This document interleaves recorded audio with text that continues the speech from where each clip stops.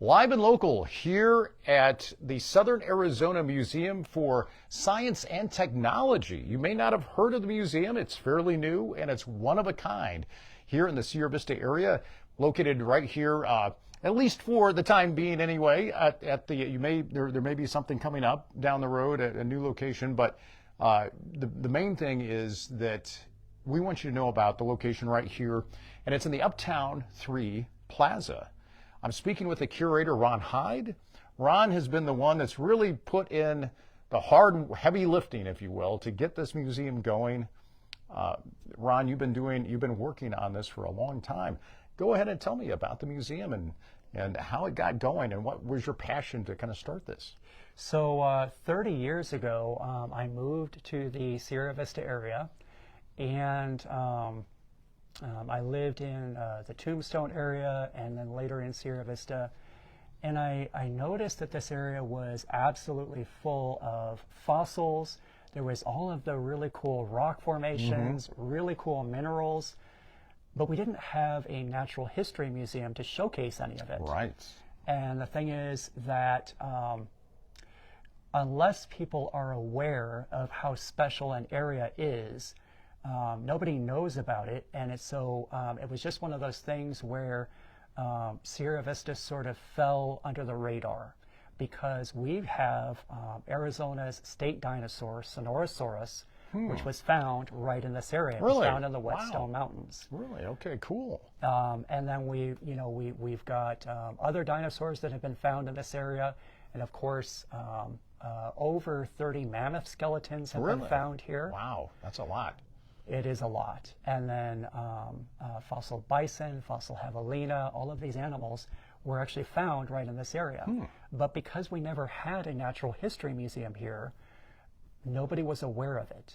Right, there was no place to display any of these bones, right? So so I guess archaeologists would come down, find them, and take them elsewhere in the state, right? Yeah, and that happened quite often. And it wasn't just Tucson or Phoenix, but a lot of fossils were actually shipped to the Smithsonian. Really? So we actually have giant ground sloths My goodness. and fossil giant armadillos that were found here. Those bones, those fossils are actually housed at the Smithsonian because they're so special and they're so unique that the Smithsonian wanted them. Wow. So we don't have them here because there was never a natural history museum here. So 30 years ago, I was aware of this, and I said, we need to cover natural history in Sierra Vista. And unfortunately, I couldn't get any buy-in at that time. And so over the decades, I would ask people, I'd say, hey, is there any way that we can display these locally? And it just never happened.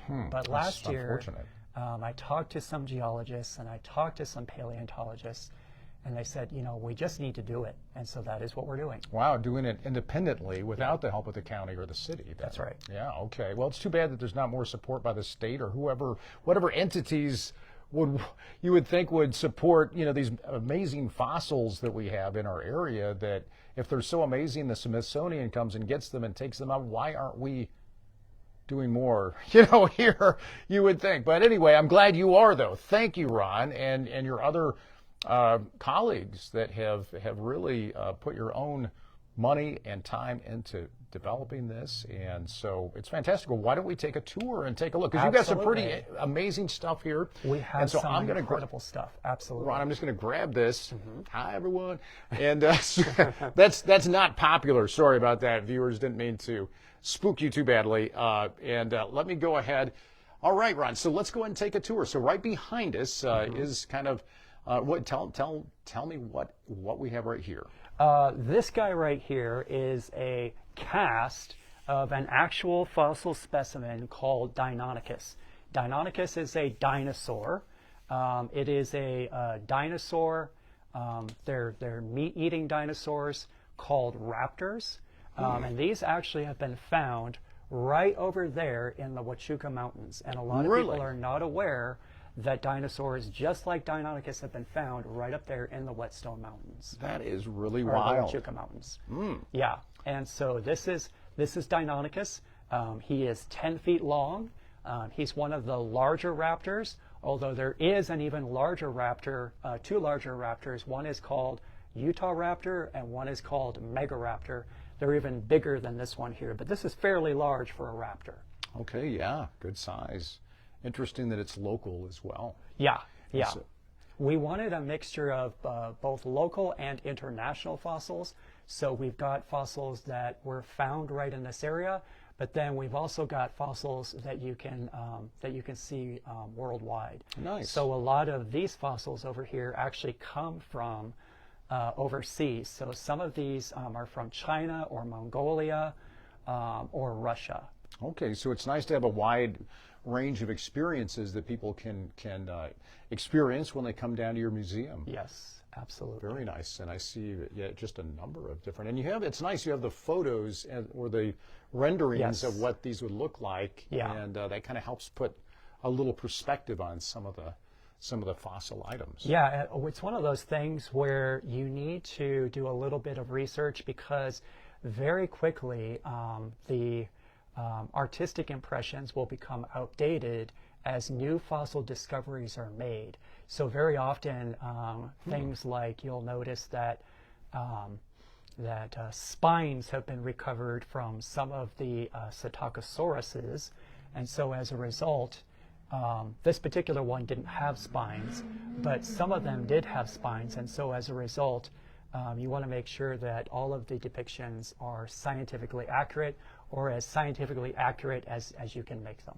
So, and it makes sense. So if they only find one bone, they try their best to say, okay, here's maybe what this looked like, but then they discover more bones to that same skeleton and say, you know what, here's more like probably what it did. Let's change that as we get more bones and more of a bigger picture of what it looks like. So that's great. So interesting. I didn't really know how much that changed. That's a nice insight right there. Yeah.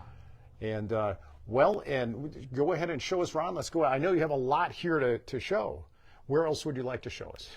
Let's go over here to the marine animal case here. We've got some really cool fossil fish here. These are fossil fish from Wyoming. These are fossil fish from Texas. This is the spine of a fossil fish from Morocco. And then these are fossil shark teeth. The big black ones there are Megalodon, and probably most people have heard of Megalodon. It was a giant prehistoric shark.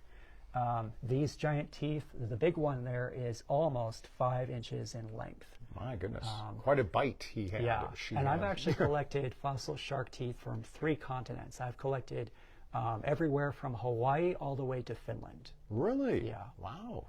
So you've been collecting for quite a while then. 30 years. 30 years. Yeah. All right. Yeah, actually, even a little bit before that because I was collecting even when I was 5. Okay. So, yeah. Wow. All right, and then you have a big trilobite, it looks like. Is that what that is? Yes, that is a giant trilobite, and it's kind of hard to tell on camera, but that is more than 1.5 feet long. That is huge. So that is a huge trilobite. That is the largest trilobite I've ever seen. Yeah. Yeah. Interesting. Wow. And then we've got hundreds of smaller trilobites as well. Okay.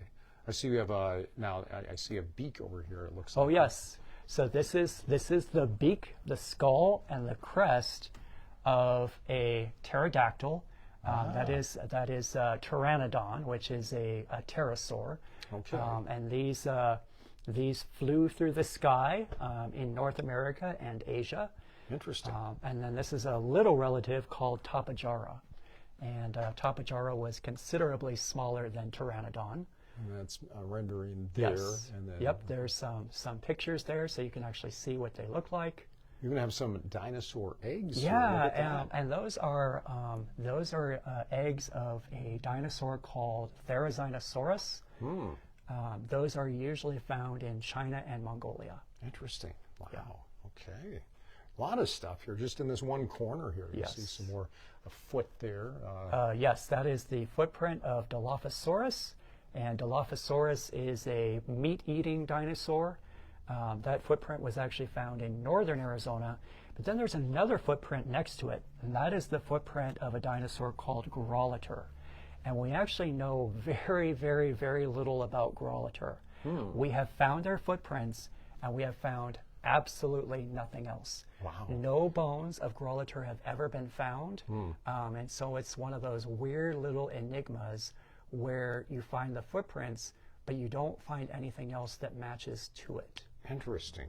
A random little thing. I happened to be up in Moab, Utah. Came across an archaeologist that was from University of Denver, I think, and was out there mapping. He had a big tarp, plastic sort of tarp, and he had traced some similar to this. Yes. They look like that, only smaller, all over. And he was, and I just happened to come across it. And I thought, wow, that's interesting. Oh yeah, absolutely. And you will find them in the weirdest areas. They've been found, fossil footprints of Grolitor have been found all the way from Arizona and Mexico, all the way up into like Connecticut, of all places. Really? Yeah. Wow. So they were pretty, it sounds like pretty prevalent, but just their skeleton just but their didn't. skeleton, for whatever reason, either didn't fossilize or we just haven't found it yet. Interesting. Okay. All right. Wow. And so, well, where next? Well, let's go into the Ice Age room. Okay. Sounds good. And I'll take you into the Ice Age room. Now, this room is pretty cool. Literally, it's cold because it's the Ice Age. Okay. So this room here is full of Ice Age animals.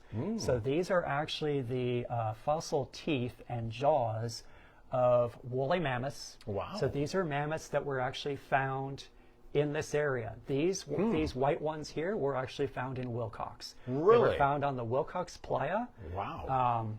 Yeah, Right here locally. they were found locally.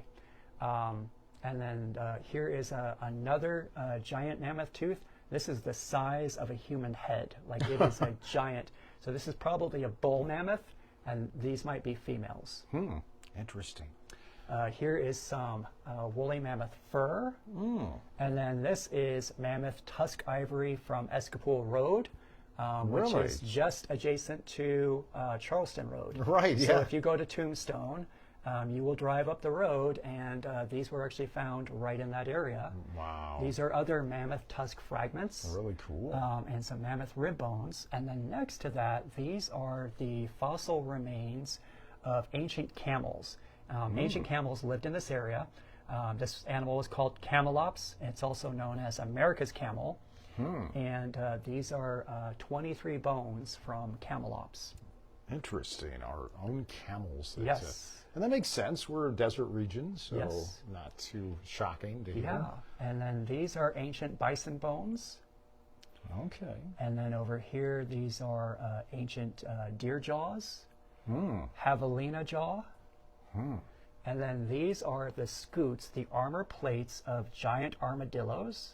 Wow. Most of our giant armadillos have been moved to the Smithsonian, but we do have a few fragments left here. This is Hemiokenia, which is a fossil llama that was found right in this area, and Megatherium, which was a fossil giant ground sloth.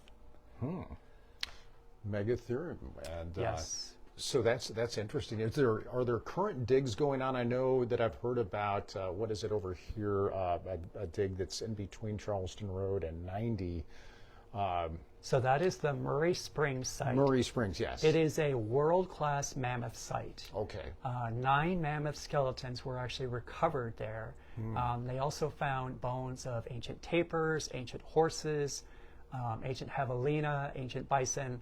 That actually was a butcher site. So ancient paleo people lived in that area, and as the mammoths would migrate through, they would kill one of those animals, and they could probably live for months from killing a single mammoth. Interesting. Huh. And I've heard about that. There's whether it's off of a cliff where they drive animals and kill them that way, or with spears, I would assume in this case. Yes. So they used Clovis points, which are, well, the word Clovis isn't really very accurate. It's just a place in New Mexico. But their spearheads have a certain distinctive shape to them, and they're called Clovis points. Okay. And those were what was used to actually kill the mammoths at that site. Interesting. So a lot of people are not aware. We have one world-class site, which is the Murray Springs site, but we also have 47 other sites that are recognized as paleo megafauna sites here in Cochise Interesting. County. 47. Yes. In Cochise County. And, Yes. and so that means that archaeologists then and paleontologists come here on a regular basis to try to excavate and try to explore and try to find more fossils, I would assume. Yeah, so the University of Arizona actually has a site south of St. David, and they have recovered large numbers of prehistoric animals, including this guy here. This is a Gomphothere. This is a four-tusked elephant. The bottom two teeth grew down into two more tusks. Huh. These animals have been found throughout the Benson and St. David area. Interesting. Wow. And then this is Megatherium, the giant ground sloth. One of these was actually found in the cave at Kartchner Caverns. Really? Yes. So back in the 1970s, they actually found a skeleton. They also found partial roadrunner, partial javelina, partial coyote, partial horse bones, and a partial cave bear in that cave. And those bones, where did they end up at? Do you know offhand? Yeah, they're all in state repositories, and none of them, as far as I'm aware, are held locally, except for if you go up to Kartchner Caverns, there is a partial horse skull that is there at the caverns. Okay, so they do display one partial Yes. skull. Wow. Yeah. Interesting. Okay. Well, Ron, what else do we have in the Ice Age room here? Let me actually show you. I'm going to turn off the lights here. Oh, this is fun. Yes. Yeah, so these are really cool glowing rocks. These are fluorescent rocks. And Look at that. yeah, these were brought to us by the Huachuca Gem and Mineral Club, and they actually gave us a $5,000 grant last January. Really? Nice. They were so generous to us. In order to get this exhibit up and running. And so Very we nice. put this exhibit together with their assistance. Actually, they did the majority of the work. But these here are all local minerals. All of these are from Arizona. All of them? The two pieces up there are actually they're actually opal from Benson. Opal from Benson. Oh, yes. And then this pile here is opal from St. David. This Interesting. pile is selenite from St. David, so that orange stuff there is Oh. selenite. The bright orange stuff is campbellite and calcite from Bisbee. And then the bright green and orange stuff there is from the Nellie James mine in the Huachucas. Interesting. And from the Huachuca Mountains. Yes. Wow. And those are bright. You Yes. just put black light on them, Yeah, and it's then just this is what happens. It's just a black light. We have not done Interesting. anything to them other than we washed them. How interesting Yes. is that? Yeah.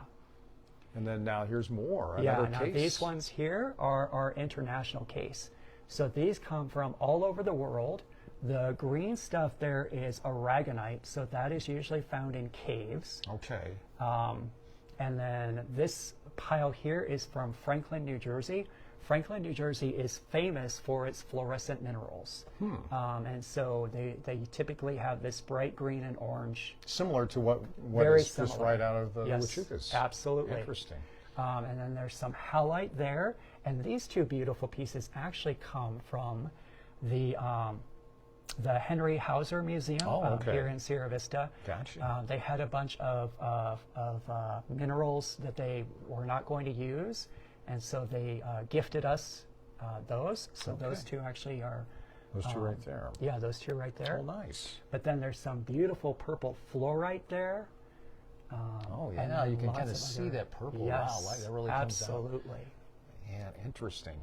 Well, Huachuca City, the Huachuca Gem and Mineral Group, hey, way to go to help out the cause. Oh, because you guys, they have been absolutely amazing. Yeah. Their president, Melissa Appleby, has been so supportive. She is incredibly talented, and she's a member of many different fluorescent mineral groups. Actually, all of the officers have been incredibly helpful. All of the members have come in and supported the museum in various ways, so we're very grateful to them. Well, this is such a tremendous resource, this whole museum. And can't thank you enough, Ron, and all that have collaborated to make this a reality. It's too bad we haven't had something like this for a long time. I understand, you're, you've been wanting that for a long time, and so you just came out and said, you know what, we're just going to do this because it's needed. I waited too many years for it to happen, and I just thought if I don't do it, it's just not going to happen. Yeah, well, I'm glad you are, and hopefully, the enthusiasm will catch on, and maybe we can have something. I know way over by Portal, there's an individual as well that has a private sort of museum and has a lot of stuff, but again, it's a private endeavor, nothing that the county has done, so maybe. And now you have some live. Yes, we have live dinosaurs, animals. if you will. Yes, we've got live animals here. And we've got, these are Arizona blondes, which are tarantulas. This is a male. You can tell because he is almost completely black. Okay. We've got females in these cases here. They're mostly hibernating, but if we look here, you can actually see she's built a little cave for herself there. Look at that. She's a female there. Yeah. Okay, and so they're hibernating for summertime, I guess. They'll come out. For winter time. They're hibernating during winter, but they'll come out later. Yeah, they will come out in spring. When do they normally come out of hibernation? I'm not exactly sure, but they will come out in the spring. I guess you'll find out soon enough, right? Yeah, exactly. And it's interesting. Their clock can measure probably even inside here. I'm sure. Yeah. Well, how interesting is that? Yeah. There's vinegaroons here. There's a couple of little striped-tailed scorpions in here. You won't be able to see them because they're hiding under there. Okay. We got another kind of tarantula over there. Oh, wow. Yeah, I kind of see a little bit there. Yeah. And there's tadpoles over here. I don't know if you'll be able to see them there in the water, but there's 5 of them there in the water. Okay. Oh, there he is. Oh, yeah, there we go. Yeah, tadpole. Hey, don't give up hope. Someday you'll be a frog. Yeah. If that's good news to you, tadpole, I don't know. Might want to just stay a tadpole. There are shrimp here. These shrimp here are from the San Pedro River. Really? I didn't know we had shrimp in the San Pedro River. Yeah, so they're normally underground, and then when the river raises, then sometimes you'll see these little black shrimp. Interesting. Wow. Can you see them there? Look at that, yeah. Yeah, so there's some shrimp there. Who would have known that we got shrimp out here? Right. In San Pedro. Yes. And then we've got some lizards here. This is a western fence lizard. I don't know if you can see him very well. I can actually, if you want, I can open this up here. Okay. Oh, yeah, there we go. We can kind of see him right straight in the center of the screen. Yeah. Right down there. Yeah, he's kind of snoozing. Oh, yeah. He is a little less active at this time of year, but you put a few crickets in there and he chomps them right down. Yeah. Delicious. Yeah. Wow, fascinating, Ron. So some live yes, live animals, lots of cool live animals. And then over here we've got some really cool. These are meteorites, and they were brought in, yes, by Dr. Jack Schrader, who is a dentist here in Sierra Vista. Oh, really? And he has been collecting meteorites for many decades. Interesting. And so he put together this really nice case, which is absolutely full of very cool meteorites from around the world. Interesting. Has he found some of these meteorites here in the area? The closest one, I think, is this one here that actually comes from the Gold Basin in northern Arizona. Okay, kind of up by there's a big asteroid, or something hit up there. That yes, absolutely. Wow. But we also have many asteroids that come from Argentina and Russia, Namibia, Algeria, Tunisia, and other places. So when you see a shooting star, there's a chance that might make it through the burn in the atmosphere and make it down as an asteroid. Yeah, as a meteorite. As a meteorite. Absolutely. Yeah. Interesting. Yeah. Huh. Well, very good. And I bet you we have more than we realize out there, but it's probably sometimes hard when there's so many rocks of all kinds to distinguish which It's one of those things where it's basically, trying to find a needle in a haystack.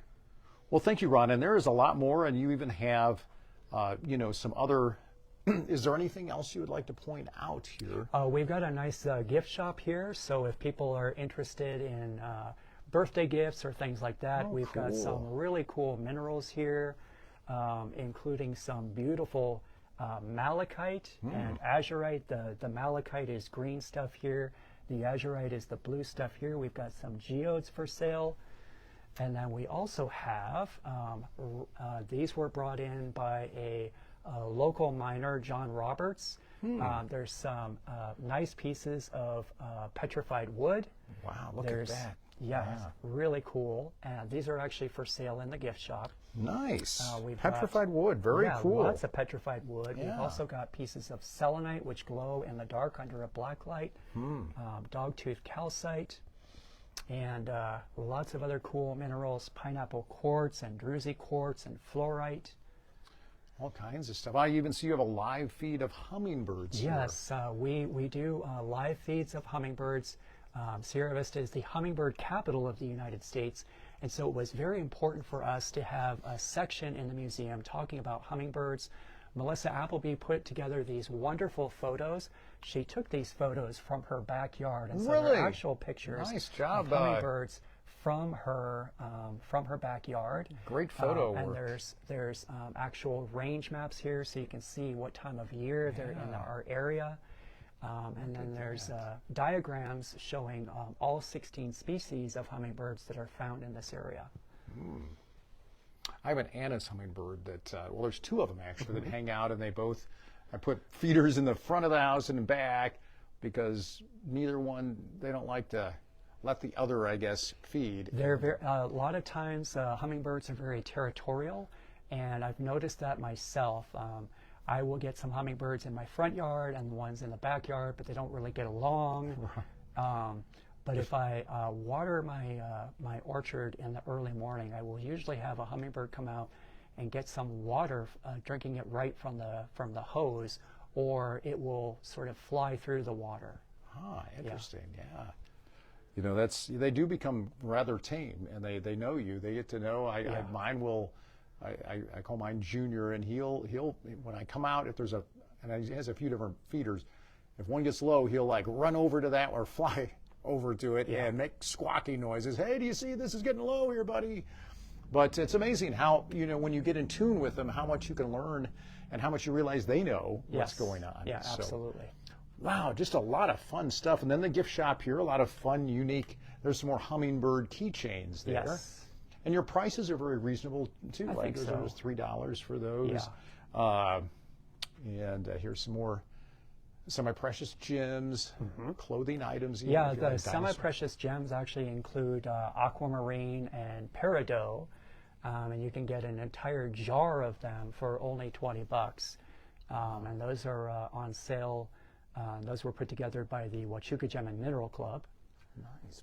Wow, those folks, I should say, stay really busy, don't Yes, they absolutely do. Very nice. And Hummingbirds or bird.